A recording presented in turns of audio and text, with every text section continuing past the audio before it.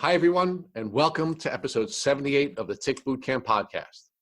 The title of today's interview is You Were Right, an interview with Lindsey Lozoskie. My name is Richard Johannesson. And I'm Matt Sabatello. Today's podcast guest is Lindsey Lozoskie. Lindsey Lozoskie is a 21-year-old college student from Reston, Virginia. Ms. Lozoskie started experiencing the symptoms of a tick disease in the summer of 2015. She was about to start her senior year in high school, but suddenly she didn't feel like herself. She developed thyroid issues and POTS, among other symptoms. As a result of her undiagnosed health issues, Ms. Lozoskie felt socially isolated. Her health journey was misunderstood by her peers and her family, and she felt like she lacked the support she needed to get through her health challenges. After being diagnosed with Lyme, Ms. Lozoskie felt validated and started a treatment regimen that consisted of antibiotics, organic foods, and herbs. Ms. Lozoskie's tick disease journey led her to appreciate life, and her blessing in disguise furthered her goal of changing the world. Hey, Lindsey, and welcome to the program. Hey, thanks so much for inviting me. I'm really excited. We're really excited to have you as well. We think you're doing a great job by reaching out to folks in the Lyme community through your beautiful Instagram, and we want you to share your journey with our listeners. All right, I'm excited. So I'm actually just about 30 minutes outside of Washington, D.C., in a town called Reston, Virginia. And what do you do there in Reston, Virginia?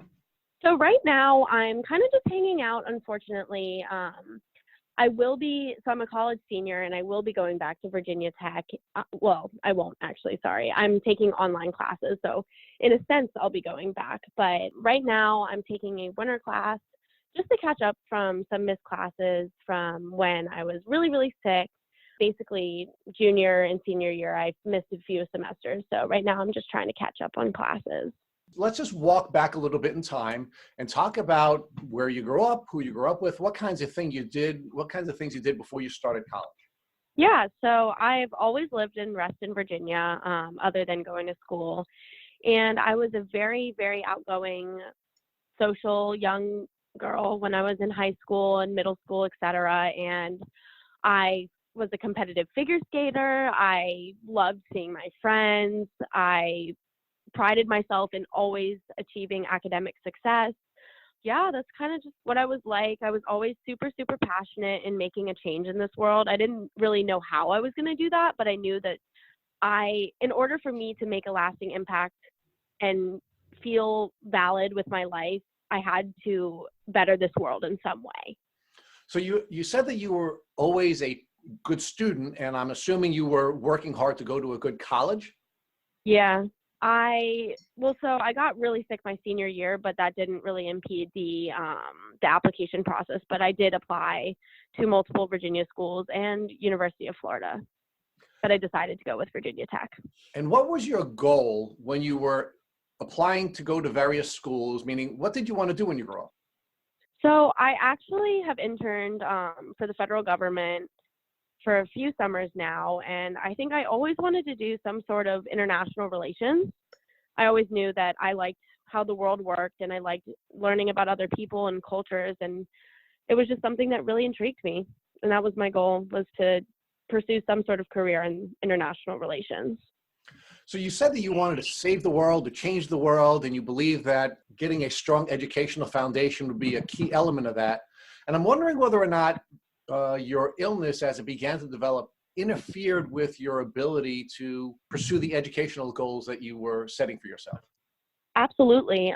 Any person who suffers from Lyme disease knows that it's impossible to go to class, to speak out and feel confident in your answers, and especially write papers. And my degree was actually completely based in writing papers. So I just felt, oh my gosh, I can't write. I don't know what I'm saying. The words that are coming out of my mouth just don't make sense, which was really frustrating for me because I had always been a good writer. And I was just like, well, what's wrong with me? Why can't I function like a normal student? And I think everything that was hard for normal people was like 20,000 times harder for me. So Lindsey, when did your symptoms first begin to present, and how did they present early on? So I remember this really clearly. The summer of 2015, right before my senior year in high school, I all of a sudden just did not feel like myself. There weren't any specific symptoms other than the fact that I just I was experiencing derealization and depersonalization. What is And that? I just, Lindsay, what does that mean? it's essentially you don't feel like you're in your body, which is a very, very unsettling feeling. Can you give me a little bit more of a description than that? We've heard that a couple of times in past podcasts, and I've always wondered, what does that particularly feel like? So it feels like, say I was in front of you, looking at you, talking to you. I didn't feel like I was there. I felt like I was watching it from above as a third party. I couldn't personally connect to my feelings. Like I couldn't react like I normally would or respond like I normally would. I felt just foreign in my entire life. So it's almost like the ghost in Christmas Carol taking you out, and you were looking down at events happening, including events that you were participating in, and you were on the outside watching it? Yeah. So that was the early onset of your symptoms. And how did they develop as time went on?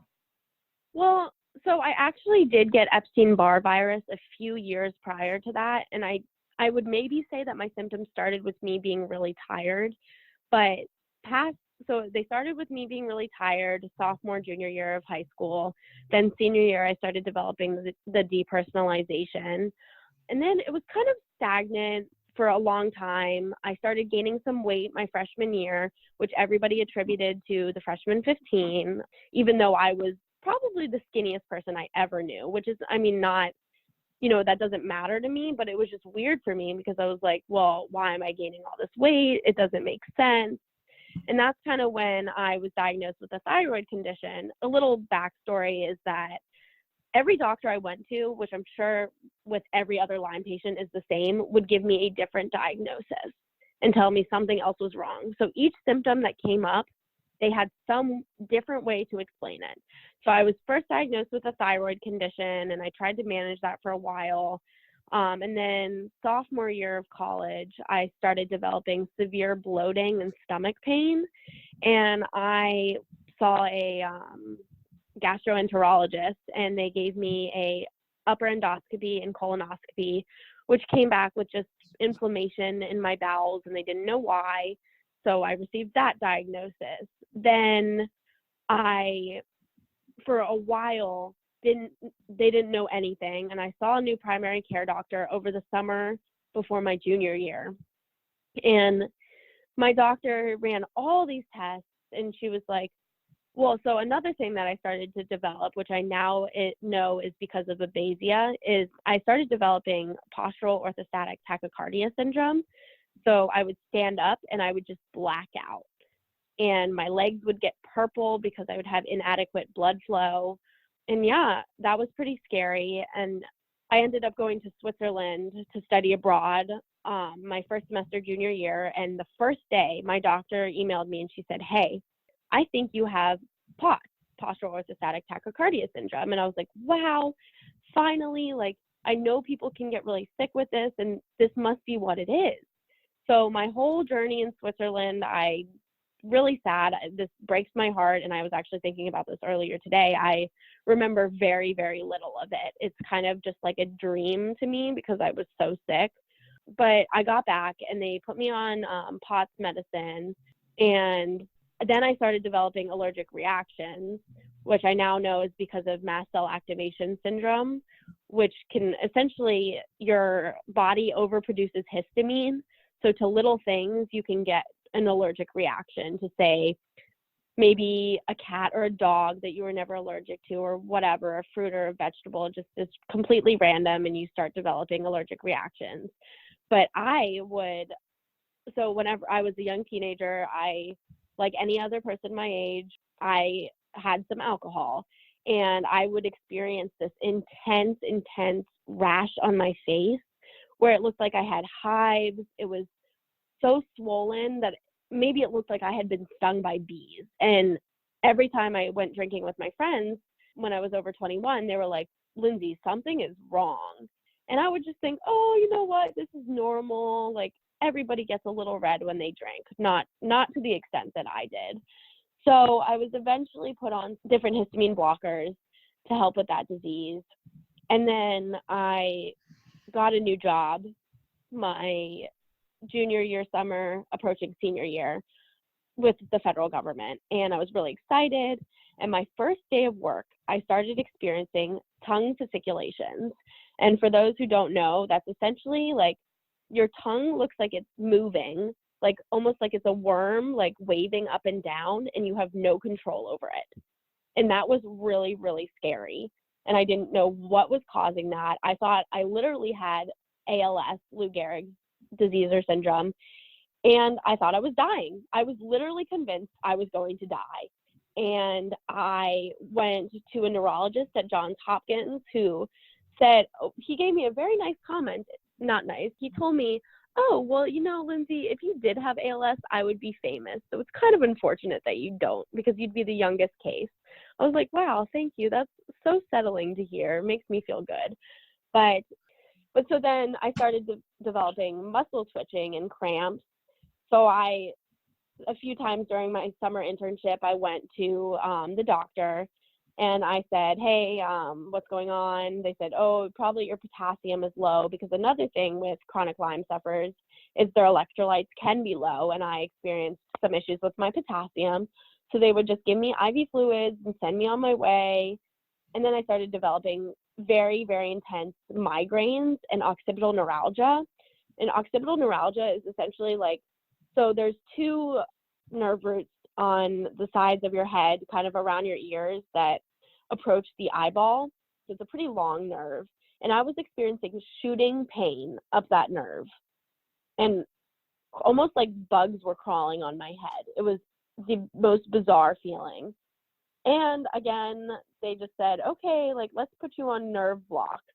And during this time, I was hospitalized over the summer 3 times for a period of between 3 days and 10 days, just to try and figure out what was going on. And mostly they would just give me a cocktail of drugs that I didn't want, that didn't work.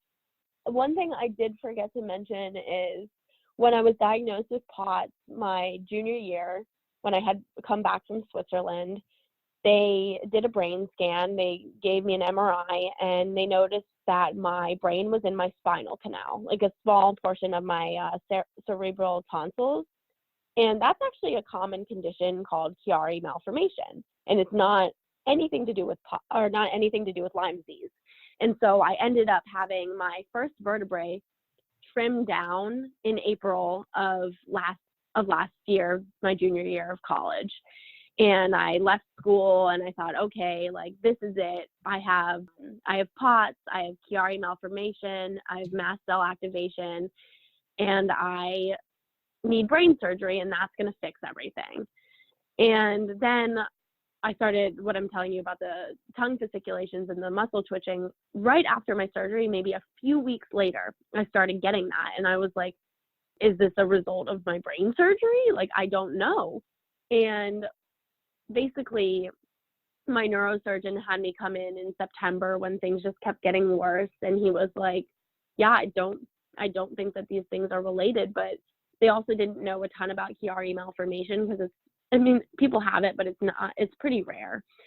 And they were just like, yeah, like, it's caused by that. They attributed everything to that, and nobody questioned what was going on. What did you know about ticks, and had you ever been bitten by a tick prior to developing any of these symptoms? So I remember my best friend, Erin, that I've known since I was 2, she had a lake house in Lake Anna, Virginia. And we went there, I think, sophomore year in high school. And her mom, I remember I got out of the lake and she said, Lindsey, don't freak out. You have a tick on you. And this was sophomore year in high school. Lyme disease was not talked about. So I didn't know. She took the tick off me and I went about my way. So maybe I got Lyme disease then. I also, when I came home from Switzerland, I had a bullseye rash on my arm after being bit by a mosquito. Little did I know, mosquitoes can transmit Lyme disease as well.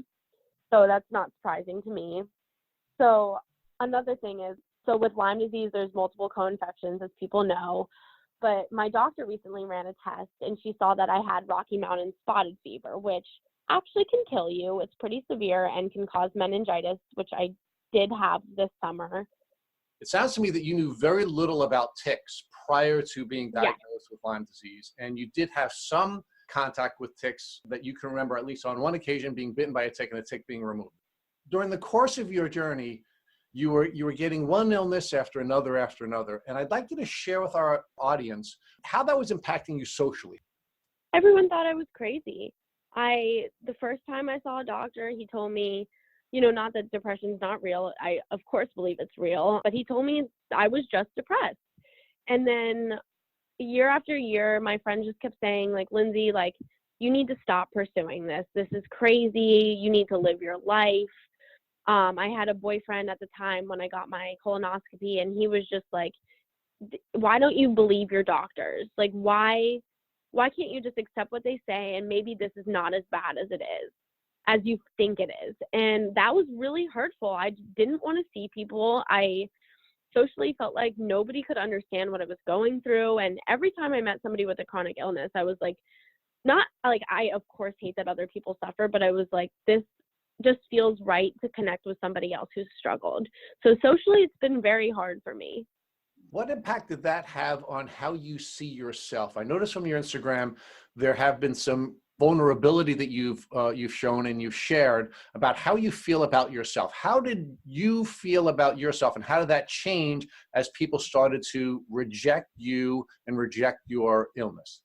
I kind of just felt like I wasn't worth anything, and that's really hard for me because I've always felt like I was popular, I had friends, people liked me, and then I was just like, well, why don't people like me? Why don't people believe me? Like, maybe they're right. Maybe maybe this is all in my head and I'm making it up. And for anyone listening, like, never accept that. You are right, even if other people tell you you're wrong.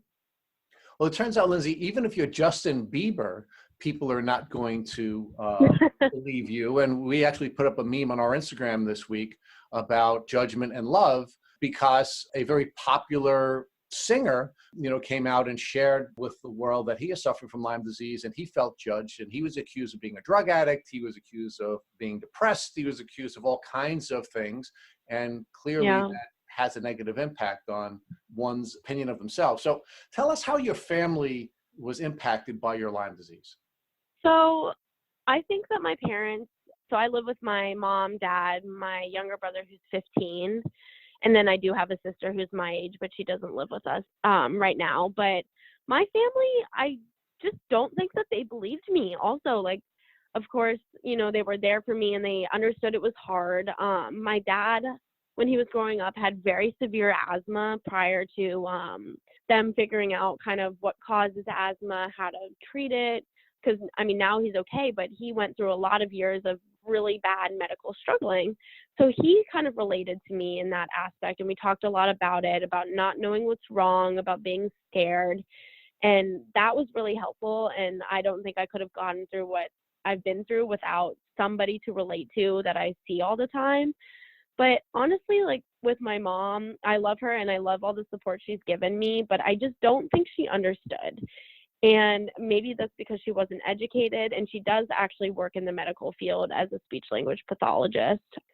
But I remember when I was finally told that I had Lyme, or that they thought I had Lyme, I told her that, and she was like, you're wrong. You've had so many diagnoses.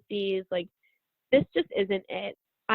There's no way that I could believe this. And I remember one time my mom and I were shopping at Athleta, and I had come home from school for the weekend because I just couldn't handle all the stress and everything was getting to me. And we had ran into this. This blows my mind. If this is not foreshadowing, I don't know what is. But we ran into this woman at Athleta who told me, like, we were just chatting, and somehow Lyme disease and sickness gets brought up in every aspect of my life. And she was like, yeah, I was really sick like you too. And it turns out I had Lyme.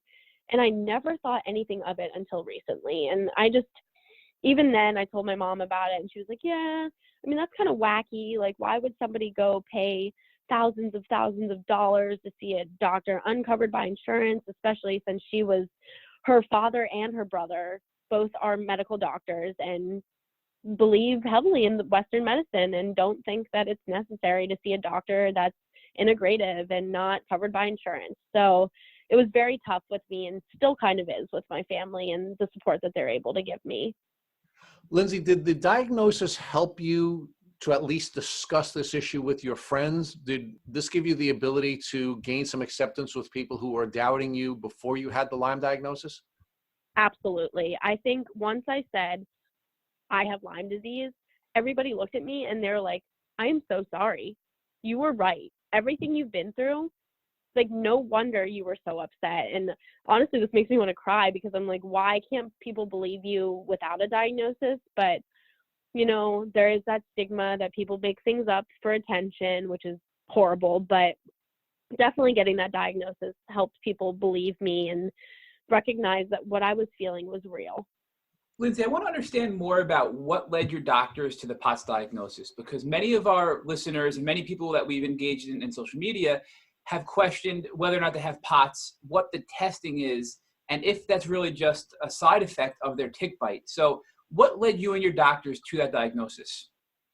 So in all the tests that my doctors were running, my primary care doctors, they noticed that I had said that I would get lightheaded, and they were just like, you know what, like, let's check your blood pressure laying down to standing up.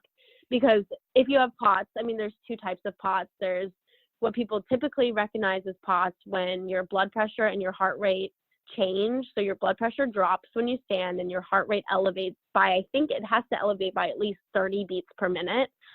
But then there's also hyperallergenic. I'm definitely pronouncing that wrong. Hyperallergenic. I don't know.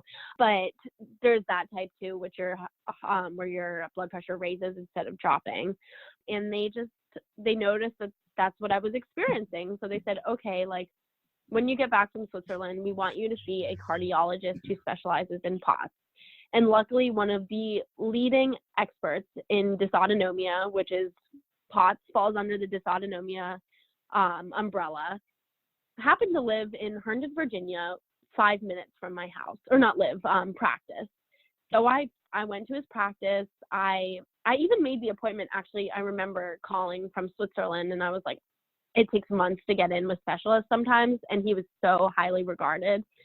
So I went and saw him, and I made this appointment 3-4 months in advance, and he ran what's called a tilt table test, which essentially they lay you down flat and they stand you up without any movement of your legs, because when you move your legs, you're able to redistribute the blood so that you're not as likely to faint. But when you're in this tilt table scenario, most people who do have POTS will either faint or come very close to it. And oh my gosh, you don't want to go through it. I remember I blacked out in 3 minutes of standing, and I almost threw up. I thought that I was like dying, and then they put me down. But after that, they knew that I had POTS.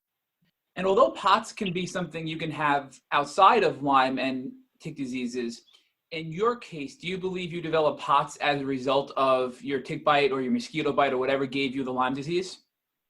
Yes, I do believe so, because I never had experienced anything like this prior. And typically, some people develop POTS at an older age, but most people have signs and symptoms of POTS when they're younger. And I was always very, very healthy. And I know Babesia can cause POTS because it attacks the red blood cells, and then you have issues with circulation and et cetera, which I don't know the ins and outs, but does lead to POTS, and can in some cases, not all cases. So for those listening that think they may have Lyme disease, haven't had a positive test, but out of nowhere developed these POTS-like symptoms, that could be an indicator that they do have a tick disease and should really pursue that further. So I think that's a really important note to. Yeah. And another question for you, Lindsey, is you also mentioned the mast cell activation, or I think they call it MCAS. So Yeah. many people that we've interviewed, and also people that we've spoken to offline, have questioned whether or not they have that and what it really means. So what led you to that diagnosis, and how did you know you had that as well? Well, so I'm very fact-driven, and with my doctors, I've basically been the one to say, well, prior to seeing my Lyme literate medical doctor, I was the one to say, I have this disease. I'd bring them the tests, I'd tell them what to do. And, that's not a good feeling, by the way, but basically I'm very fact driven, and I like to figure out whatever is wrong. And after receiving my POTS diagnosis, I was still having symptoms.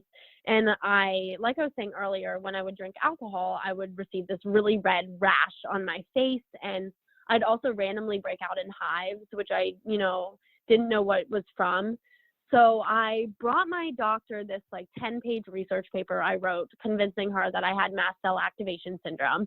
This is actually a pretty important part of my story. And I convinced her. I saw there's a medicine called naltrexone that's used for, I think it's used for alcoholics, but in low doses, it combats immune issues. And I told her, I was like, I've been seeing all these testimonials of people getting better when using low-dose naltrexone while you have mast cell activation. So eventually she put me on that med and she determined, okay, yes, you have mast cell. And then I eventually also saw a doctor at the University of Virginia who specialized in mast cell. And he determined that mine wasn't a super severe case, but it was worth pursuing the medication to help fix it. So Lindsey, for those that are listening and think they might have mast cell activation, what would you recommend they do? Honestly, I would present it to your doctor, ask them to run the test. I don't remember the specific test, but there is a test where they can check kind of how your mast cells operate. And by the way, mast cells are a huge part of your biological construction. And they can definitely test to see if you have an inappropriate histamine response, which would indicate that you have mast cell activation. We want to learn more about how you ultimately got to your Lyme disease diagnosis. Yeah. So this part's kind of funny. So I said I was hospitalized in September after I had meningitis in August with my Rocky Mountain spotted fever. And I was taking a medicine called Diamox to help relieve my intracranial hypertension. And fun fact for those who know about opening pressure, my opening pressure when I had meningitis was 29. And it's typically, I believe, in most people it's below 20, but that's the high side. Anything 10 and above is not always normal. And basically, my doctor admitted me in the hospital. I was there for a while and I left school. And I returned home and I was super sad and I just didn't know what to do. And my mom is a speech language pathologist and works at a hospital in Northern Virginia. And she decided that I should see a physical therapist. And I was like, okay, you know what? It can't hurt. My POTS is bad. This lady is a neurological physical therapist and specializes in POTS. So if anything, I will receive some sort of benefit from this. And it turns out, so we do this 2-hour evaluation, and her name is Anne Blackstone, really amazing person. If anyone's in the Northern Virginia area, I highly recommend her. But during us talking, she started to tear up actually. And I didn't really know why. And she told me, she said, look, I don't mean this to scare you, but I was seeing this young man who was very, very sick and he died and had Lyme. It turned out he had Lyme disease and they didn't get the diagnosis until after he died. And she said, I don't know if this is what you have, but I'm very scared and I'm nervous and I want you to see a Lyme literate medical doctor. And after her saying that, I took it very seriously. I was like, a doctor wouldn't just say that, or a medical professional would not just say that without real concern.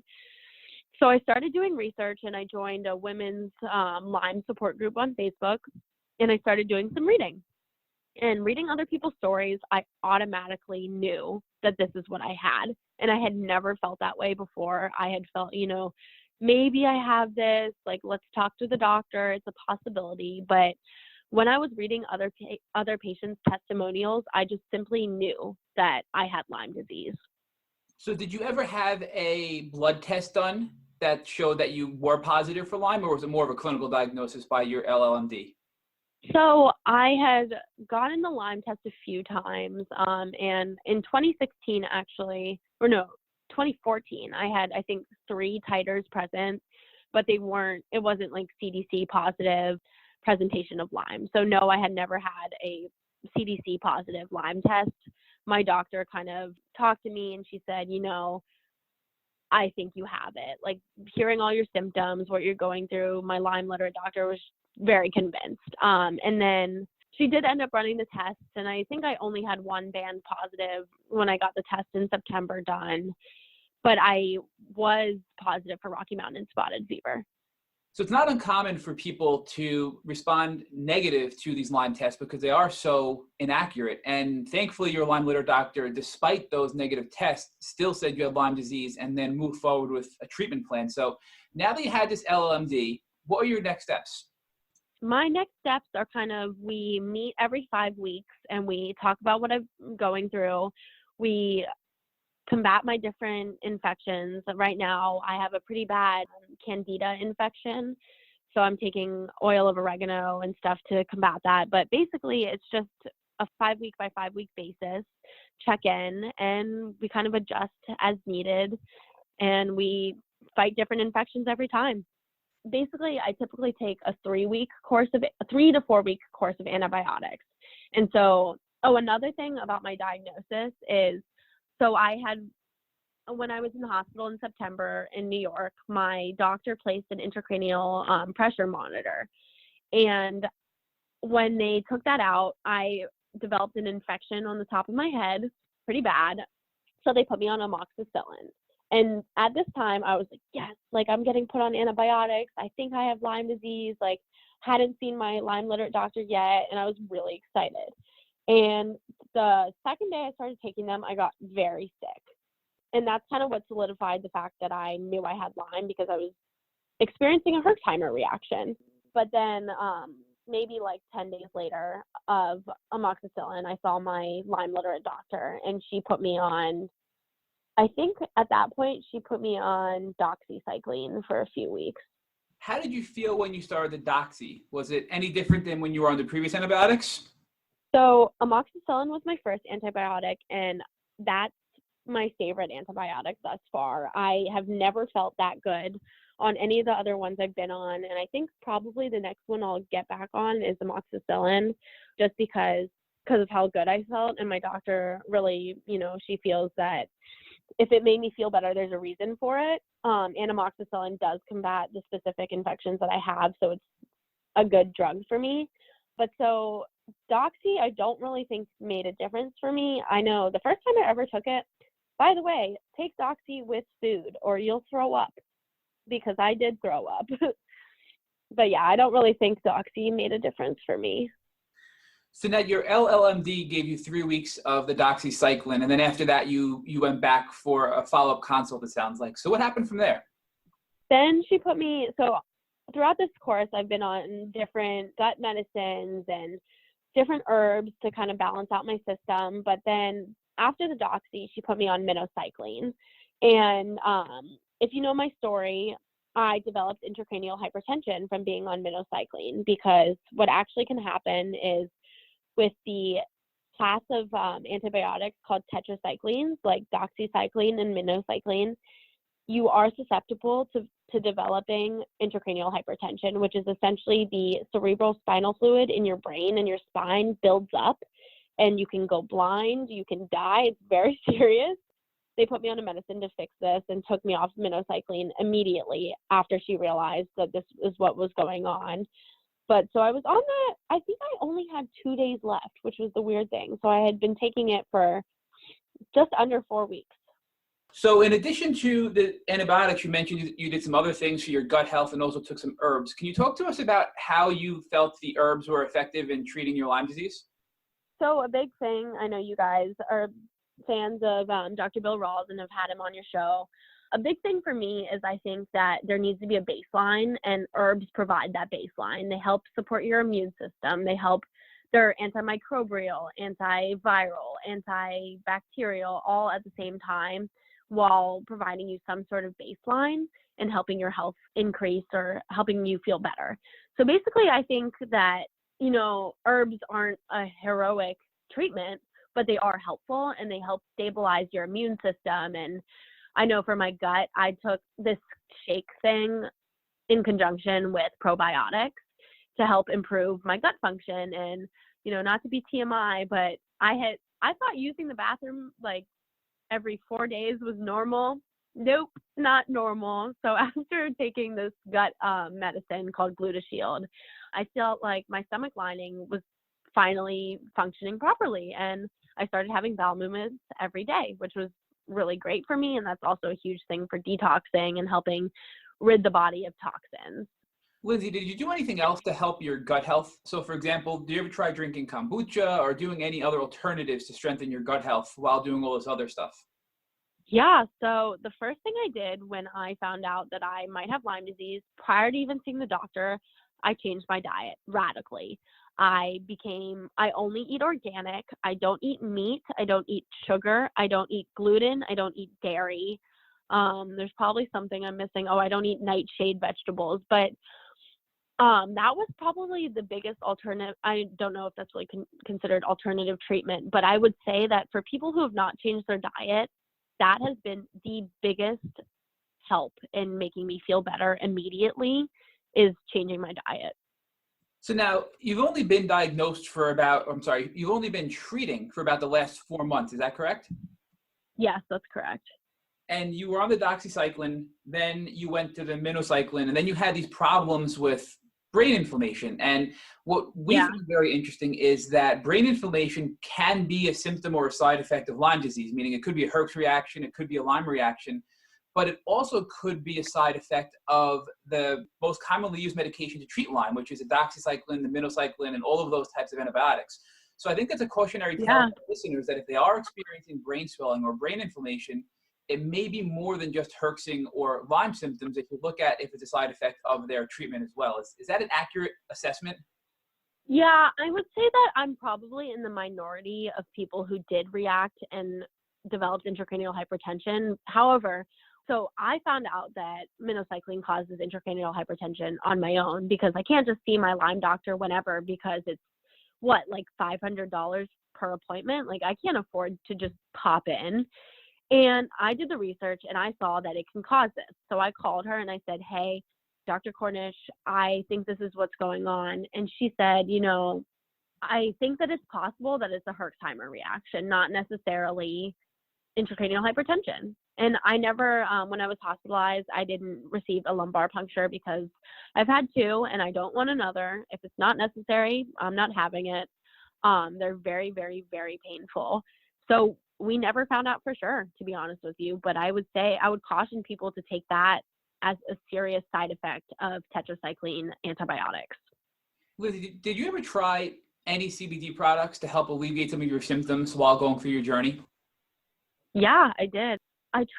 Over the summer, I tried CBD because I was just like, I want something to help me. But then also, so I had kept my bottle of CBD, and then recently, a few months ago, I was like, oh, you know what? I should try it again. Maybe it'll help me.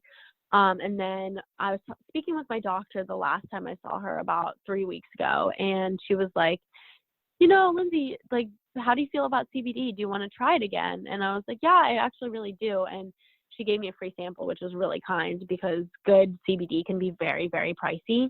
So I've been taking it. And to be honest, I don't know, maybe I'm not doing it right, but I don't feel drastically different when I take it, and maybe I need to take more, etc. But I mean, I feel like it makes me a little sleepy, which is kind of what she gave it to me for, is because I have very bad insomnia. So yeah, I've experimented with CBD. I would definitely be open to hearing other people's opinions about it though, because I don't think I'm doing it correctly. Lindsey, the kind you're trying, is it the oil in a bottle that you put under your tongue? Yeah. And do you know what brand you're using? I don't, actually. So I could say that I personally use a company called Thought Cloud. And for me, it was a real game changer in alleviating my symptoms, because you mentioned you have severe insomnia, and I was having trouble sleeping because of the pain from the Lyme disease and the muscle pain, the nerve pain. And I haven't slept as good as I did until I started taking Thought Cloud CBD oil. It helps with the pain, and it also helps with sleep. So I highly recommend that you give that a shot, and also some of our listeners as well. Yeah, that's a really great idea. I'm going to definitely look into that after this. We actually have a link in our bio if you're interested to check it out, and our listeners can check it out as well. It's labeled as the CBD Matt uses in our link in bio. Awesome. I'll check it out. But the last thing I was going to say is one of my long childhood friends introduced me to somebody she worked with who has Lyme disease, and she actually lives very close to me, and we've gotten very close because it's crazy. We're both literally in the same place in our Lyme journey, and we both had meningitis from Lyme. And it's not, I mean, that's not uncommon, but it's not every person who has Lyme develops meningitis. So we relate a lot to each other, and we both had lumbar punctures. And she recently gave me CBD cream for joint pain. And actually, I totally forgot about that, but that really helped because I definitely experienced very bad joint pain. You've done a lot over the past 4 months. You've really learned and educated and really helped yourself by bringing this information to your doctors. What would you say was the best thing you did to treat yourself over the last 4 months? I don't know if this is not really medicinal, but I would say the best thing to treat yourself is to believe in yourself and have confidence that even when everything seems lost, that you are still you and you have the power to advocate for yourself and find answers. So I think emotionally, that like being emotionally capable and strong, even in a hard time, and I know that that's harder than it seems, is your biggest tool. So, Lindsey, I did want to now talk with you about your transformation. You've already begun to talk about that. What changed in your life that caused you to go from someone who is doubting themselves, and it's understandable because you have so many people around you who are doubting you, including members of your own family. How did you pivot from having this doubt about yourself to now believing in yourself since you've been on the most recent portion of your journey? I mean, I am not perfect, and I still have those days where I doubt myself, but I don't know, like maybe a month ago, I just came to the realization that the best thing that's ever happened to me has been getting sick. And I know that that's maybe sad, but it made me realize that there's so much more to life than being popular and whatever. It's how you treat people and how you impact the world. And I've kind of always felt like that, but I guess being sick, I had lost touch of my place in the world. And just recently I decided, you know what, my life matters. And there are so many people out there like me suffering, and they deserve the help too. And if I'm strong for them, maybe they'll get better. Now, Lindsey, one of the ways we located you is through your social media, where you're really beautifully depicting your journey and you're sharing a great deal of vulnerability. Can you share with our listeners what inspired you to reach out to others in the community? You know, again, I felt like my regular friends just didn't understand, but I also felt like, so in terms of sharing my story on social media, I felt like not enough people were doing that. And of course, there are thousands of people who share their stories, but not on their regular Instagrams. They make a separate one, and I'm guilty of that. I'm not guilty of that, but I did that too because I was like, you know, my friends don't want to hear about this. But I felt that sharing my story on my Instagram would help inform others about how severe Lyme disease was. And through that, I've kind of made connections with people who have similar stories or who struggle even with chronic illness and that's not Lyme disease. And that's kind of how I've developed connections within the community, is just simply by sharing and being vulnerable and raw. And other people realize, you know what, that's what I'm experiencing too. Thank you for telling me that this is how you feel, because I thought I was alone. So, Lindsey, now I want to ask you for your final piece of advice for people in the Lyme community.